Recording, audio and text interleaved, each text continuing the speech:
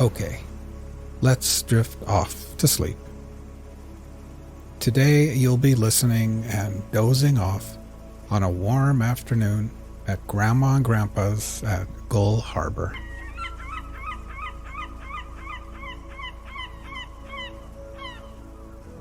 Imagine for a second that you are lying down on a warm futon mattress at one end of a screened-in porch.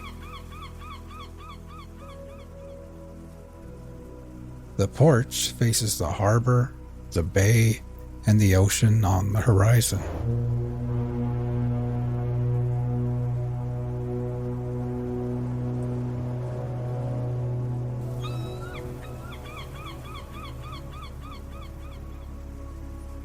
The mattress is nestled into a corner and is part of a cozy little reading nook prepared just for kids.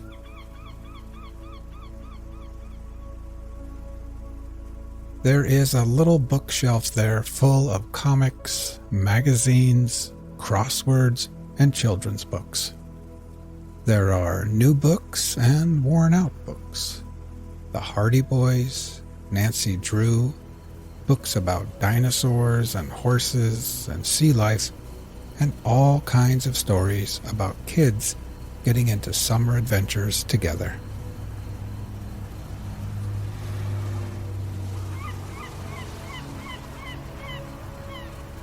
A blue plastic and white transistor radio sits next to a stack of puzzles and board games. A wooden box contains decks of playing cards, dice, jacks, and short little pencils that have been sharpened way too many times.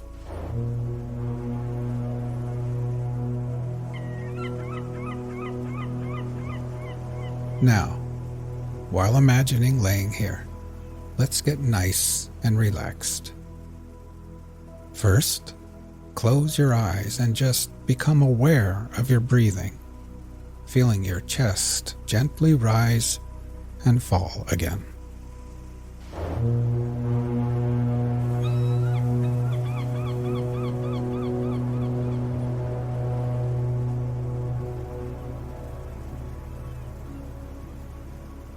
Next, we will try taking a few deeper breaths. First, filling your lungs with air, then holding it in for 2 or 3 seconds before gently exhaling and letting it all go. Ready?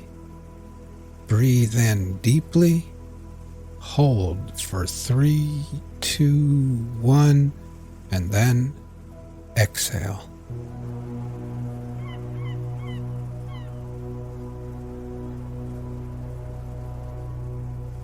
One more time.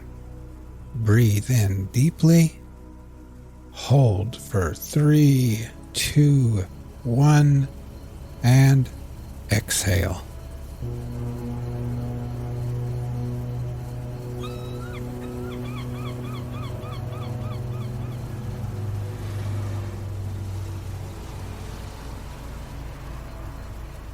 And try thinking to yourself, as I lay here at Gull Harbor, I can feel gravity's pull tugging me gently back towards Earth.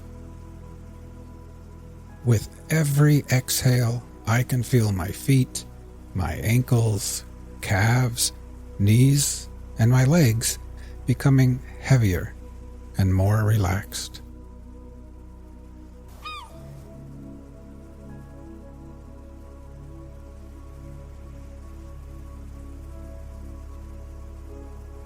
Now you can feel the cool, salty ocean air on your skin.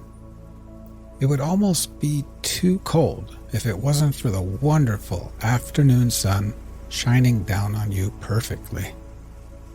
The sunlight splatters through the screens and bathes your tan legs and arms with a soothing warmth, almost as if Grandma has wrapped you up like a cocoon in one of her quilted blankets.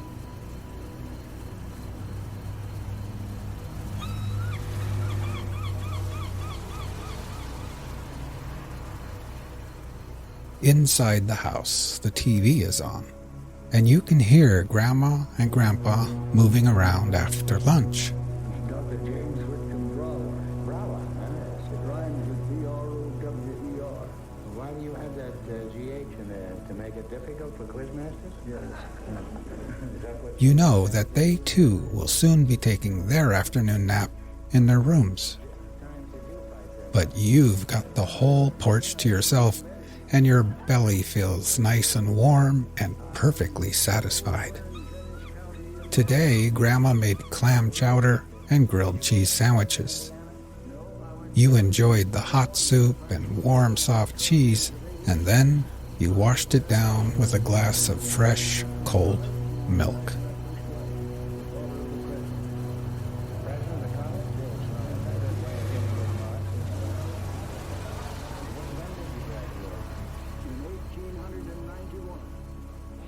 Now, try taking a few more deep breaths.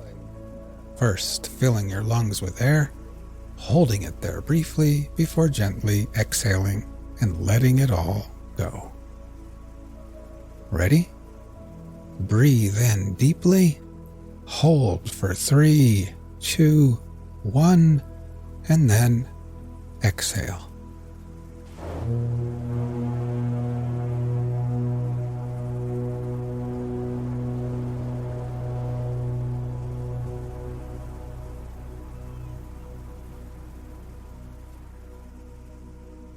Try continuing on your own, and while doing this, try thinking to yourself, as I lay here, I can feel my body becoming heavier in the cool air and warm sunshine.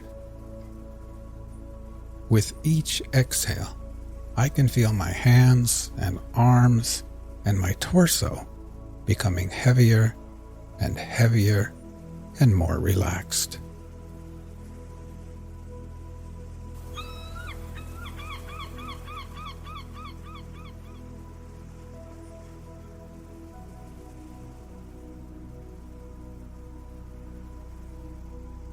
You pull out a random book from the bookshelf.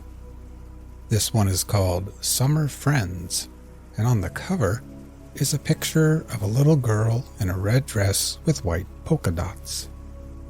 She's sitting in grass with flowers all about, and she's shaking the paw of a bunny rabbit while a white duck looks on and a little frog jumps through the air.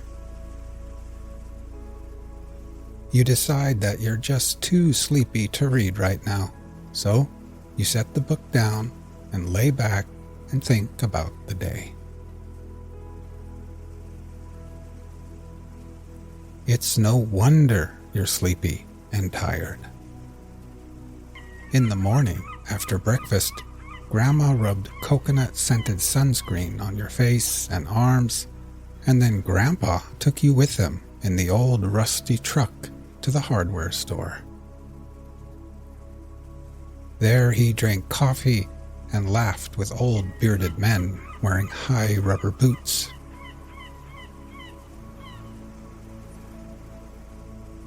Then you went with him to the docks at the harbor, where he showed you the best place to buy fresh clams, crab, and fish.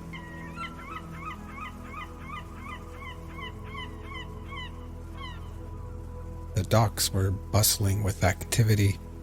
Wooden boats creaked against the tide, fishermen shouted to one another, and the air was thick with the scent of salt water, fresh fish, and diesel.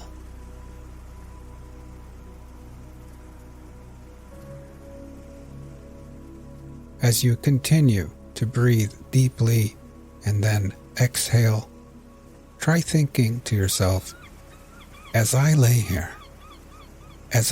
here, my whole body feels heavy and relaxed. With every exhale, I can feel gravity pulling me back towards Earth gently. I can feel my head, my shoulders, my neck becoming relaxed and at ease. And my legs are heavy and at peace with gravity's pull. Now my whole body, my legs and feet, my arms and hands, my torso, my head and neck and shoulders, my whole body is completely at peace, relaxed, and at ease.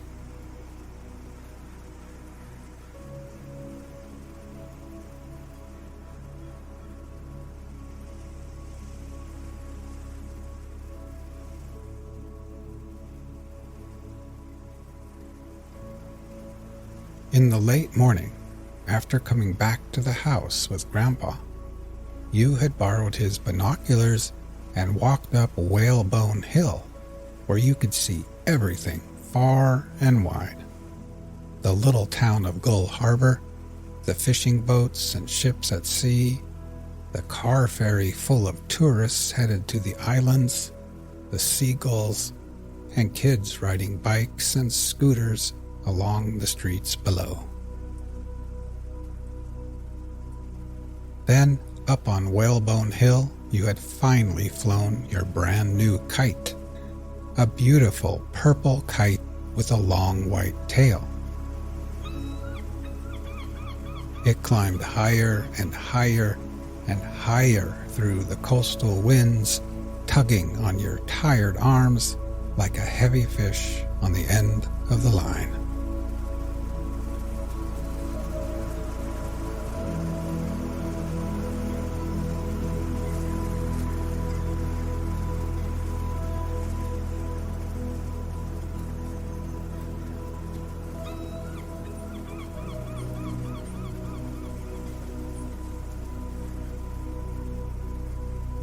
But now, so drowsy, laying under the sun on the porch, after a long morning of adventures in the crisp, fresh coastal air, you pick up the transistor radio and dial into a random station.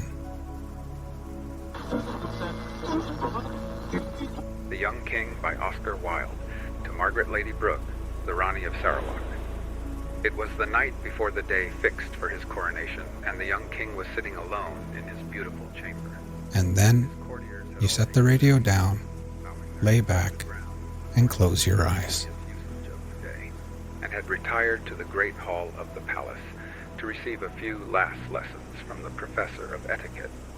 There being some of them who had still quite natural manners, which in a courtier is, I need hardly say, a very grave offense. The lad, for he was only a lad, being but 16 years of age, was not sorry at their departure, and had flung himself back with a deep sigh of relief on the soft cushions of his embroidered couch, lying there, wild-eyed and open-mouthed, like a brown woodland fawn, or some young animal of the forest newly snared by the hunters.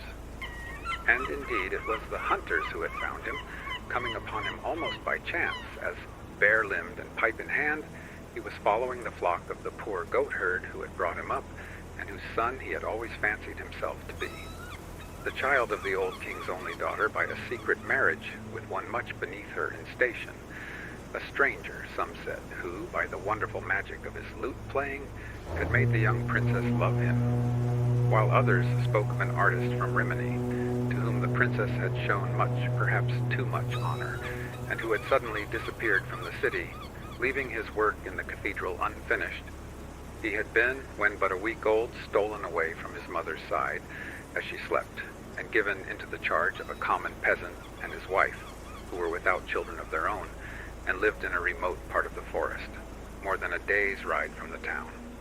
Grief, or the plague, as the court physician stated, or as some suggested, a swift Italian poison administered in a cup of spiced wine, slew within an hour of her wakening the white girl who had given him birth, and as the trusty messenger who bare the child across his saddlebow stooped from his weary horse and knocked at the rude door of the goat-herd's hut, the body of the princess was being lowered into an open grave that had been dug in a deserted churchyard beyond the city gates, a grave where it was said that another body was also lying, that of a young man of marvelous and foreign beauty, whose hands were tied behind him with a knotted cord, and whose breast was stabbed with many red wounds. Such, at least, was the story that men whispered to each other. Certain it was that the old king went on his deathbed, whether moved by remorse for his great sin, or merely desiring that the kingdom should not pass away from his line, had had the lad sent for, and in the presence of the council had acknowledged him as his heir. And it seems that from the very first moment of his recognition, he had shown signs of that strange passion for beauty that was destined to have so great an influence over his life. Those who accompanied him to the suite of rooms set apart for his service often spoke of the cry of pleasure that broke from his lips when he saw the delicate raiment and rich jewels that had been prepared for him, and of the almost fierce joy with which he flung aside his rough leathern tunic and coarse sheepskin cloak. He missed indeed at times the fine freedom of his forest life, and was always apt to chafe at the tedious court ceremonies that occupied so much of each day. But the wonderful palace joyeuse, as they called it, of which he now found himself lord, seemed to him to be a new world fresh fashioned for his delight. And as soon as he could escape from the council board or audience chamber, he would run down the great staircase with its lions of gilt bronze and its steps of bright porphyry, and wander from room to room, and from corridor to corridor, like one who was seeking to find in beauty an anodyne from pain, a sort of restoration from sickness. Upon these journeys of discovery, as he would call them, and indeed they were to him real voyages through a marvelous land, he would sometimes be accompanied by the slim, fair-haired court pages with their floating mantles and gay, fluttering ribbons. But more often he would be alone, feeling through a certain quick instinct, which was almost a divination, that the secrets of art are best learned in secret, and that beauty, like wisdom, loves the lonely worshipper. Many curious stories were related about him at this period. It was said that a stout burgomaster, who had come to deliver a florid oratorical address on behalf of the citizens of the town, had caught sight of him kneeling in real adoration before a great picture that had just been brought from Venice, and that seemed to herald the worship of some new gods. On another occasion, he had been missed for several hours, and after a lengthened search had been discovered in a little chamber in one of the northern turrets of the palace, gazing as one in a trance at a Greek gem carved with the figure of Adonis. He had been seen, so the tale ran, pressing his warm lips to the marble brow of an antique statue that had been discovered in the bed of the river on the occasion of the building of the stone bridge, and was inscribed with the name of the Bithynian slave of Hadrian. He had passed a whole night in noting the effect of the moonlight on a silver image of Endymion.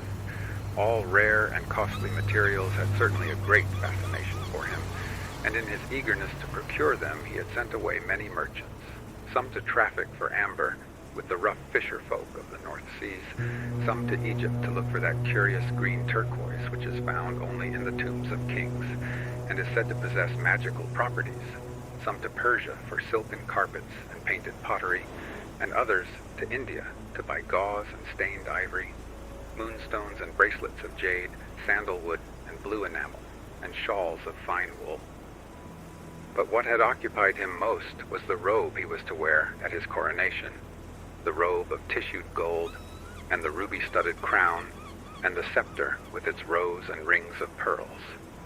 Indeed, it was of this that he was thinking tonight, as he lay back on his luxurious couch, watching the great pine-wood log that was burning itself out on the open hearth.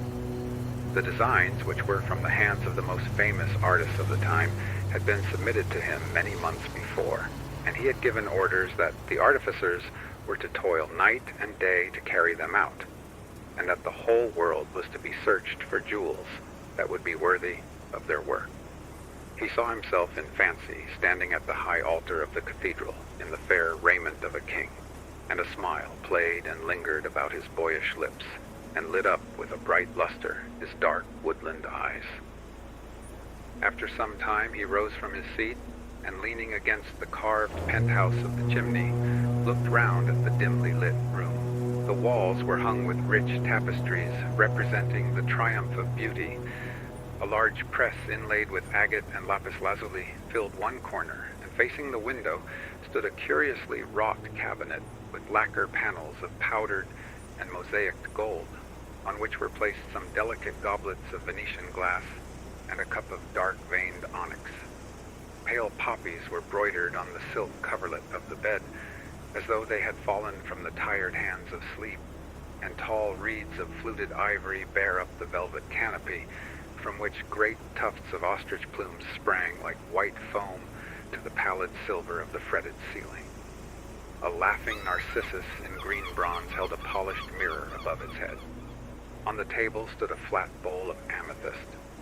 Outside he could see the huge dome of the cathedral, looming like a bubble over the shadowy houses, and the weary sentinels pacing up and down on the misty terrace by the river. Far away, in an orchard, a nightingale was singing. A faint perfume of jasmine came through the open window.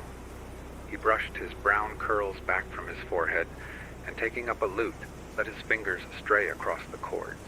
His heavy eyelids drooped, and a strange languor came over him. Never before had he felt so keenly, or with such exquisite joy, the magic and the mystery of beautiful things. When midnight sounded from the clock tower, he touched the bell, and his pages entered and disrobed him with much ceremony, pouring rosewater over his hands and strewing flowers on his pillow. A few moments after that, they had left the room. He fell asleep. And as he slept, he dreamed a dream, and this was his dream. He thought that he was standing in a long, low attic, amidst the whir and clatter of many looms. The meager daylight peered in through the grated windows and showed him the gaunt figures of the weavers bending over their cases. Pale, sickly-looking children were crouched on the huge crossbeams. As the shuttles dashed through the warp, they lifted up the heavy battens, and when the shuttles stopped, they let the battens fall and pressed the threads together. Their faces were pinched with famine, and their thin hands shook and trembled. Some haggard women were seated at a table sewing. A horrible odor filled the place. The air was foul and heavy, and the walls dripped and streamed with damp. The young king went over to one of the weavers and stood by him and watched him. And the weaver looked at him angrily and said, "Why art thou watching me? Art thou a spy set on us by our master?" "Who is thy master?" asked the young king. "Our master," cried the weaver bitterly. "He is a man like myself.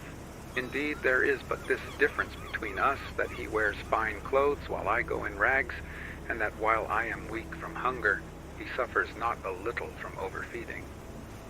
"The land is free," said the young king, "and thou art no man's slave." "In war," answered the weaver, "the strong make slaves of the weak, and in peace the rich make slaves of the poor. We must work to live, and they give us such mean wages that we die. We toil for them all day long, and they heap up gold in their coffers, and our children fade away before their time, and the faces of those we love become hard and evil. We tread out the grapes, and another drinks the wine. We sow the corn, and our own board is empty. We have chains, though no eye beholds them, and are slaves, though men call us free." "Is it so with all?" he asked. "It is so with all," answered the weaver, "with the young as well as with the old, with the women as well as with the men, with the little children as well as with those who are stricken in years. The merchants grind us down, and we must needs do their bidding. The priest rides by and tells his beads, and no man has care of us.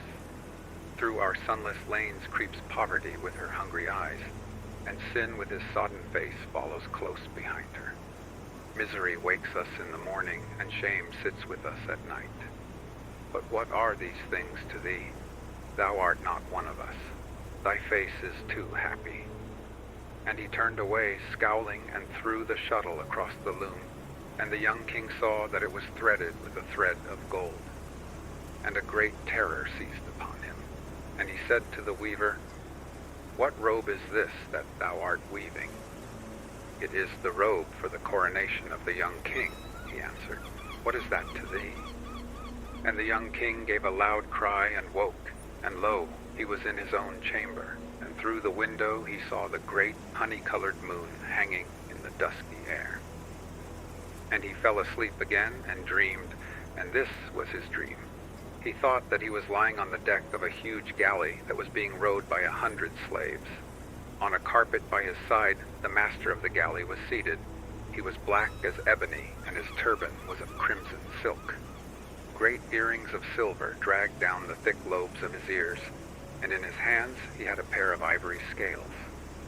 The slaves were naked but for a ragged loincloth, and each man was chained to his neighbor. The hot sun beat brightly upon them, and the Negroes ran up and down the gangway and lashed them with whips of hide. They stretched out their lean arms and pulled the heavy oars through the water. The salt spray flew from the blades. At last they reached a little bay and began to take soundings. A light wind blew from the shore and covered the deck and the great lateen sail with a fine red dust. 3 Arabs mounted on wild asses rode out and threw spears at them. The master of the galley took a painted bow in his hand and shot one of them in the throat. He fell heavily into the surf, and his companions galloped away.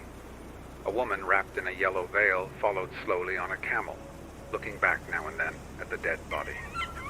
As soon as they had cast anchor and hauled down the sail, the Negroes went into the hold and brought up a long rope ladder, heavily weighted with lead. The master of the galley threw it over the side, making the ends fast to 2 iron stanchions. Then the Negroes seized the youngest of the slaves and knocked his gyves off, and filled his nostrils and his ears with wax, and tied a big stone round his waist. He crept wearily down the ladder and disappeared into the sea. A few bubbles rose where he sank. Some of the other slaves peered curiously over the side. At the prow of the galley sat a shark charmer, beating monotonously upon a drum. After some time, the diver rose up out of the water and clung panting to the ladder with a pearl in his right hand. The Negroes seized it from him and thrust him back. The slaves fell asleep over their oars. Again and again he came up, and each time that he did so, he brought with him a beautiful pearl. The master of the galley weighed them and put them into a little bag of green leather. The young king tried to speak, but his tongue seemed to cleave to the roof of his mouth, and his lips refused to move. The Negroes chattered to each other and began to quarrel over a string of bright beads. 2 cranes flew round and round the vessel. Then the diver came up for the last time, and the pearl that he brought with him was fairer than all the pearls of Ormuz, for it was shaped like the full moon and whiter than the morning star. But his face was strangely pale, and as he fell upon the deck, the blood gushed from his ears and nostrils. He quivered for a little, and then he was still. The Negroes shrugged their shoulders and threw the body overboard, and the master of the galley laughed, and reaching out, he took the pearl, and when he saw it, he pressed it to his forehead and bowed.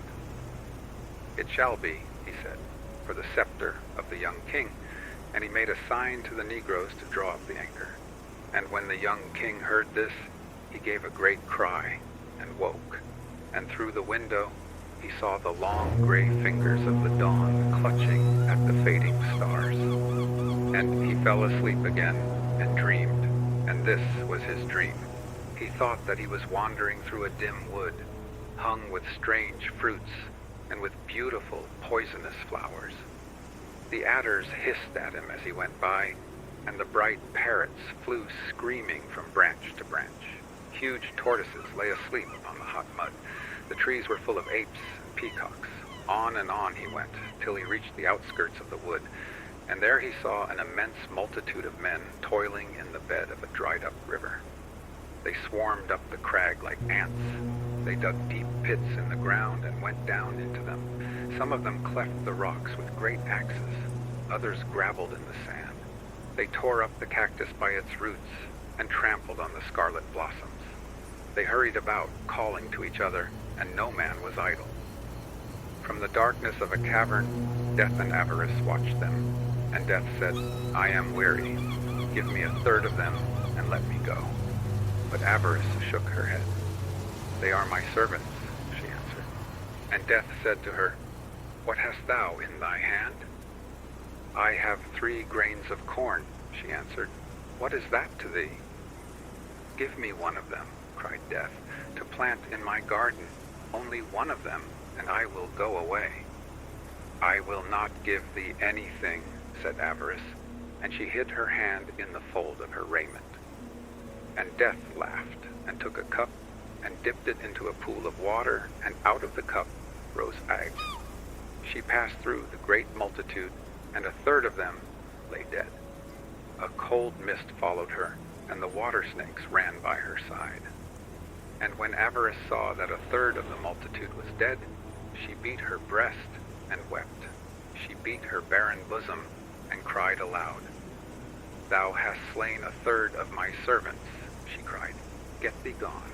There is war in the mountains of Tartary, and the kings of each side are calling to thee. The Afghans have slain the black ox and are marching to battle. They have beaten upon their shields with their spears and have put on their helmets of iron. What is my valley to thee, that thou shouldst tarry in it?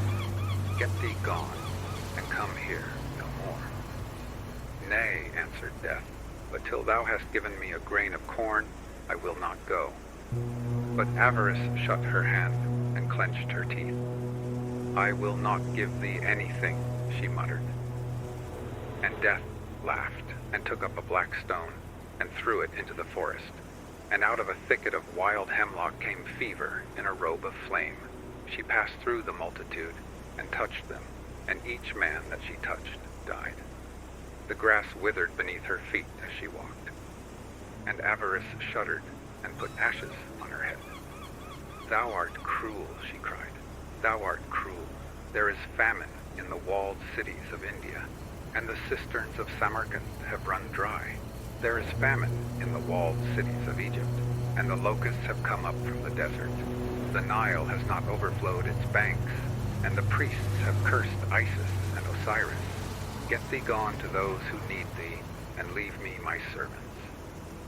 Nay, answered Death, but till thou hast given me a grain of corn, I will not go. I will not give thee anything, said Avarice. And Death laughed again, and he whistled through his fingers, and a woman came flying through the air.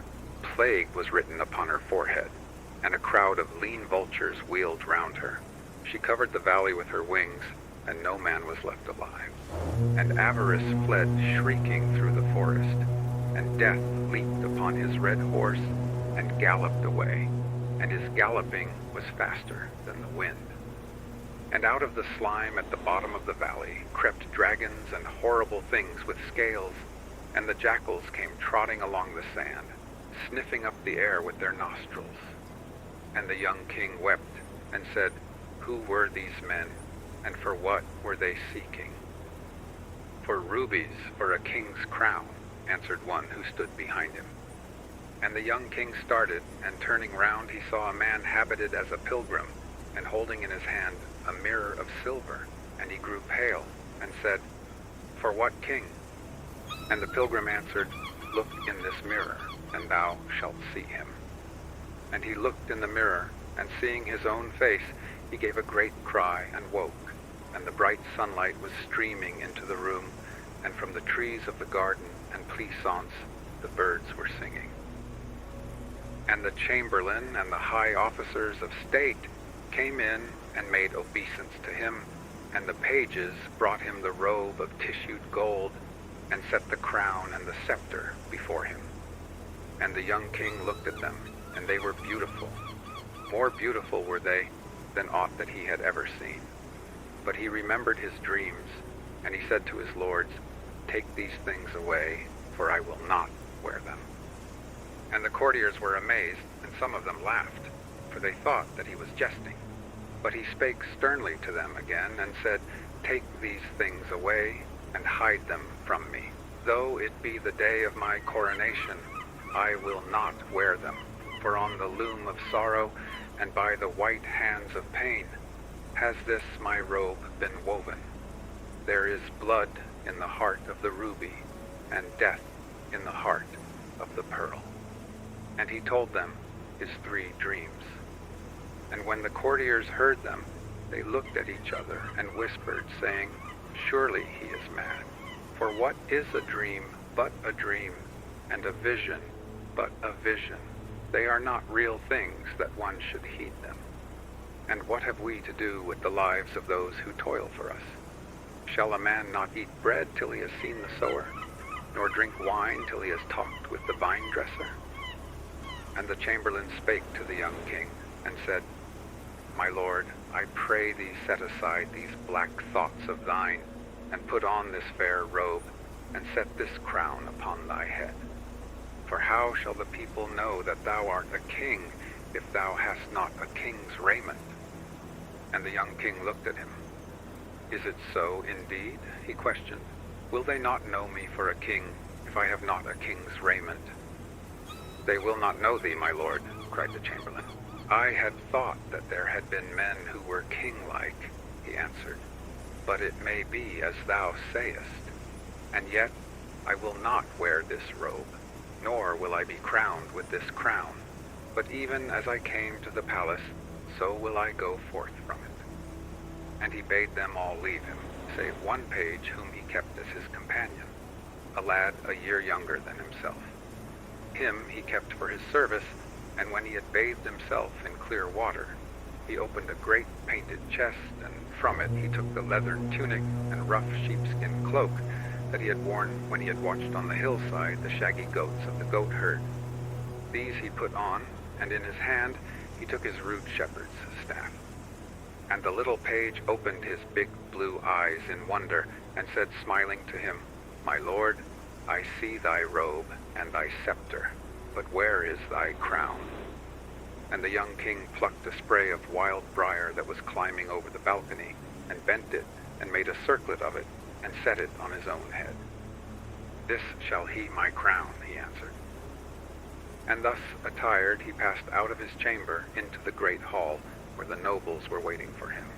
And the nobles made merry, and some of them cried out to him, My lord, the people wait for their king, and thou showest them a beggar.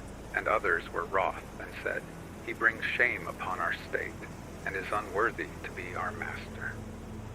But he answered them not a word, but passed on, and went down the bright porphyry staircase, and out through the gates of bronze, and mounted upon his horse, and rode towards the cathedral, the little page running beside him. And the people laughed, and said, It is the king's fool who is riding by. And they mocked him. And he drew rein, and said, Nay, but I am the king. And he told them his 3 dreams. And a man came out of the crowd, and spake bitterly to him, and said, Sir, knowest thou not that out of the luxury of the rich cometh the life of the poor? By your pomp we are nurtured, and your vices give us bread. To toil for a hard master is bitter, but to have no master to toil for is more bitter still. Thinkest thou that the ravens will feed us? And what cure hast thou for these things? Wilt thou say to the buyer, Thou shalt buy for so much, and to the seller, Thou shalt sell at this price? I trow not. Therefore, go back to thy palace, and put on thy purple and fine linen. What hast thou to do with us, and what we suffer? Are not the rich and the poor brothers? Asked the young king. Aye, answered the man, and the name of the rich brother is Cain. And the young king's eyes filled with tears, and he rode on through the murmurs of the people, and the little page grew afraid, and left him. And when he reached the great portal of the cathedral, the soldiers thrust their halberds out, and said, What dost thou seek here? None enters by this door but the king. And his face flushed with anger, and he said to them, I am the king, and waved their halberds aside, and passed in. And when the old bishop saw him coming in his goatherd's dress, he rose up in wonder from his throne, and went to meet him, and said to him, My son, is this a king's apparel? And with what crown shall I crown thee, and what scepter shall I place in thy hand? Surely this should be to thee a day of joy, and not a day of abasement. Shall joy wear what grief has fashioned? Said the young king. And he told him his 3 dreams. And when the bishop had heard them, he knit his brows, and said, My son, I am an old man, and in the winter of my days, and I know that many evil things are done in the wide world. The fierce robbers come down from the mountains, and carry off the little children, and sell them to the Moors. The lions lie in wait for the caravans, and leap upon the camels. The wild boar roots up the corn in the valley, and the foxes gnaw the vines upon the hill. The pirates lay waste the sea coast and burn the ships of the fishermen, and take their nets from them. In the salt marshes live the lepers. They have houses of wattled reeds, and none may come nigh them. The beggars wander through the cities, and eat their food with the dogs.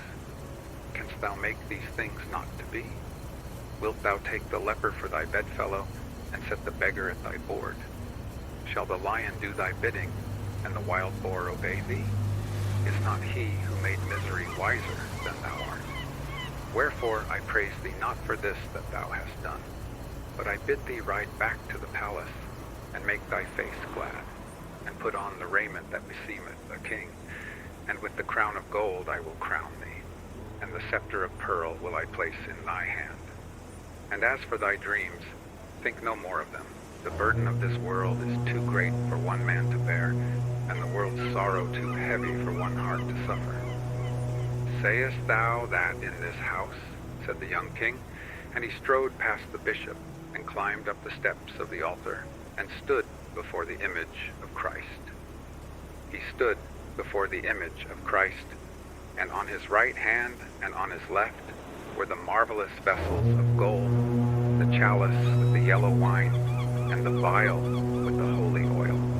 He knelt before the image of Christ, and the great candles burned brightly by the jeweled shrine, and the smoke of the incense curled in thin blue wreaths through the dome. He bowed his head in prayer, and the priests in their stiff copes crept away from the altar. And suddenly a wild tumult came from the street outside, and in entered the nobles with drawn swords and nodding plumes, and shields of polished steel. Where is this dreamer of dreams? They cried. Where is this king who is apparelled like a beggar, this boy who brings shame upon our state? Surely we will slay him, for he is unworthy to rule over us.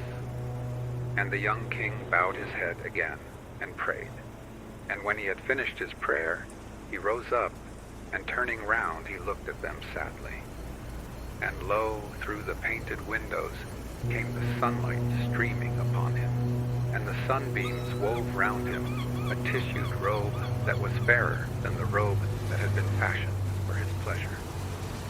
The dead staff blossomed, and bare lilies that were whiter than pearls. The dry thorn blossomed, and bare roses that were redder than rubies. Whiter than fine pearls were the lilies, and their stems were of bright silver. Redder than male rubies were the roses, and their leaves were of beaten gold. He stood there in the raiment of a king, and the gates of the jeweled shrine flew open, and from the crystal of the many-rayed monstrance shone a marvelous and mystical light. He stood there in a king's raiment, and the glory of God filled the place, and the saints in their carven niches seemed to move.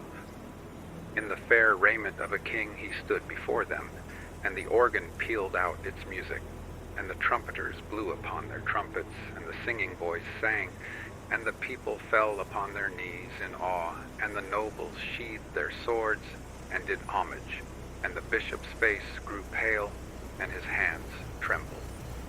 A greater than I hath crowned thee, he cried, and he knelt before him. And the young king came down from the high altar, and passed home through the midst of the people, but no man dared look upon his face, for it was like the face of an angel.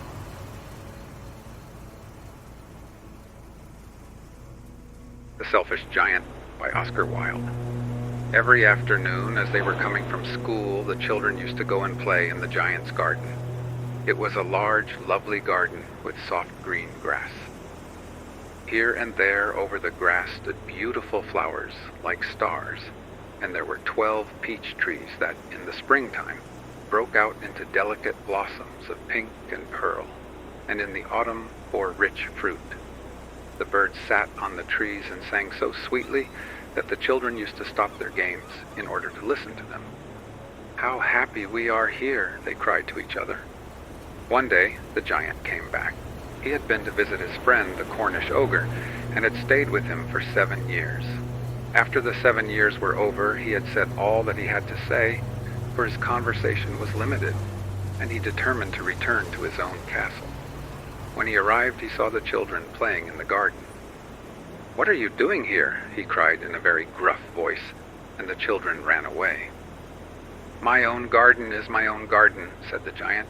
"Anyone can understand that, and I will allow nobody to play in it but myself." So he built a high wall all round it and put up a notice board. "Trespassers will be prosecuted." He was a very selfish giant. The poor children had now nowhere to play. They tried to play on the road, but the road was very dusty and full of hard stones, and they did not like it. They used to wander around the high wall when their lessons were over and talk about the beautiful garden inside. "How happy we were there," they said to each other. Then the spring came, and all over the country there were little blossoms and little birds. Only in the garden of the selfish giant it was still winter. The birds did not care to sing in it, as there were no children, and the trees forgot to blossom. Once a beautiful flower put its head out from the grass, but when it saw the notice board, it was so sorry for the children that it slipped back into the ground again and went off to sleep. The only people who were pleased were the snow and the frost. "Spring has forgotten this garden," they cried, "so we will live here all the year round." The snow covered up the grass with her great white cloak, and the frost painted all the trees silver. Then they invited the north wind to stay with them, and he came. He was wrapped in furs, and he roared all day about the garden and blew the chimney pots down. "This is a delightful spot," he said. "We must ask the hail on a visit." So the hail came. Every day for 3 hours he rattled on the roof of the castle till he broke most of the slates, and then he ran round and round the garden as fast as he could go. He was dressed in gray, and his breath was like ice. "I cannot understand why the spring is so late in coming," said the selfish giant, as he sat at the window and looked out at his cold white garden. "I hope there will be a change in the weather." But the spring never came, nor the summer. The autumn gave golden fruit to every garden, but to the giant's garden she gave none. "He is too selfish," she said. So it was always winter there, and the north wind, and the hail, and the frost, and the snow danced about through the trees.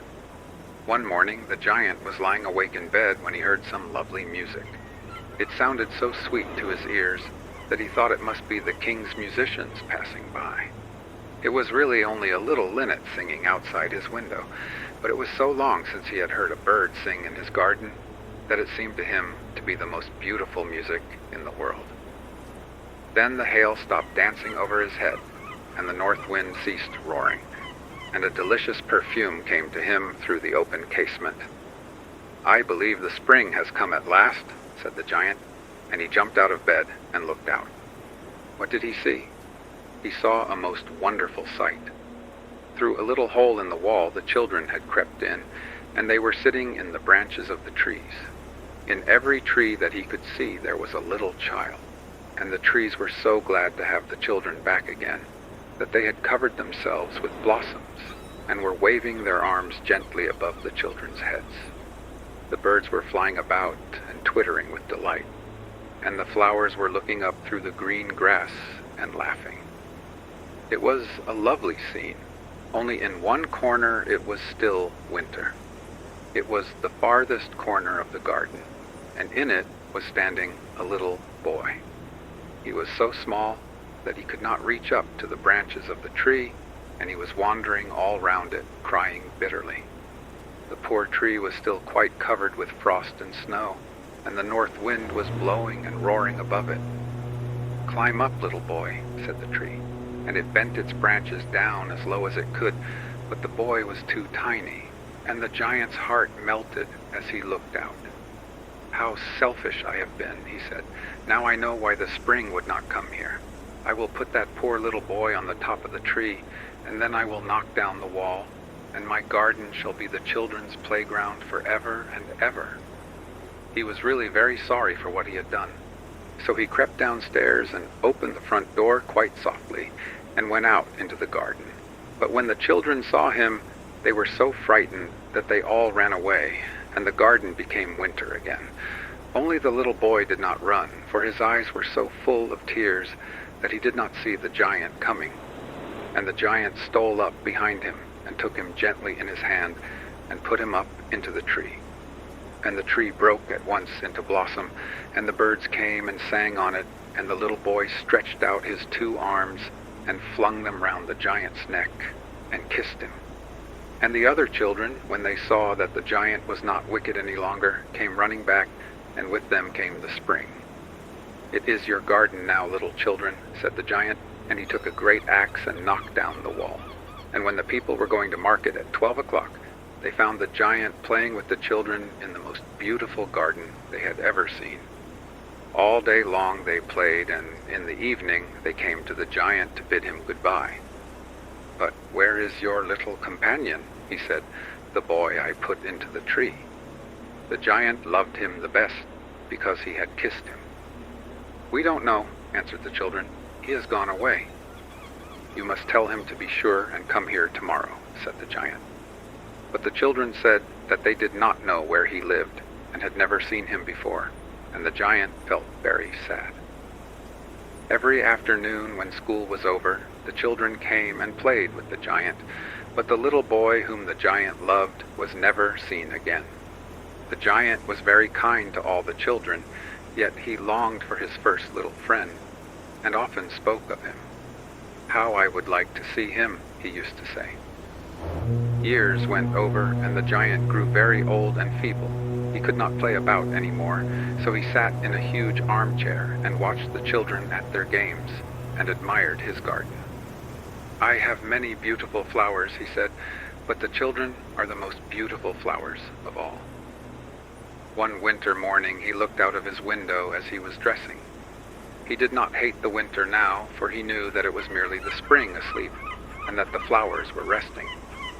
Suddenly he rubbed his eyes in wonder, and looked and looked. It certainly was a marvelous sight. In the farthest corner of the garden was a tree quite covered with lovely white blossoms. Its branches were all golden, and silver fruit hung down from them, and underneath it stood the little boy he had loved. Downstairs ran the giant in great joy, and out into the garden. He hastened across the grass and came near to the child. And when he came quite close, his face grew red with anger, and he said, "Who hath dared to wound thee?" For on the palms of the child's hands were the prints of 2 nails, and the prints of 2 nails were on the little feet. "Who hath dared to wound thee?" cried the giant. "Tell me, that I may take my big sword and slay him." "Nay," answered the child, "but these are the wounds of love." "Who art thou?" said the giant, and a strange awe fell on him, and he knelt before the little child. And the child smiled on the giant and said to him, "You let me play once in your garden. Today you shall come with me to my garden, which is paradise." And when the children ran in that afternoon, they found the giant lying dead under the tree, all covered with white blossoms.